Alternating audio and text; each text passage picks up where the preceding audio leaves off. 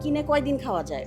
তারপরে গোসল তো হচ্ছেই না, আমরা রোটেশন করে হয়তোবা আজকে একজন গোসল করলে কালকে আরেকজন করে, এইভাবে করে করে আমরা গোসলটা করতেছি পারলে, আর না পারলে গোসল আজ 3 দিন ধরে গোসল হচ্ছে না আমাদের 4 জন মানুষের। এইভাবে আর কি চলতেছে।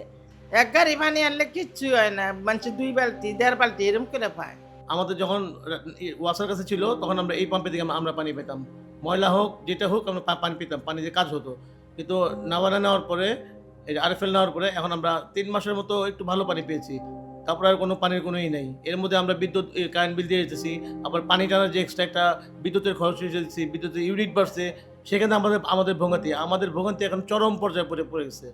এখন আমাদের অবস্থা হয়ে গেছে ডু অ্যান্ড ডাই এর মতো অবস্থা আর কি, মরণ নাইলে মারো আর কি। কারণ পানির বিকল্প, পানি ছাড়া আর কিছু হতে পারে না। সকালে পানি ধরতে হয়, টাইম মতো আসে না। বাচ্চা নিয়ে রান্নাবান্না গোসল করা কোনো কিছু ঠিক মতো আমাদের হয় না, নামাজ পড়া ঠিক মতো হয় না। এক মাস ধরে পানির সমস্যা।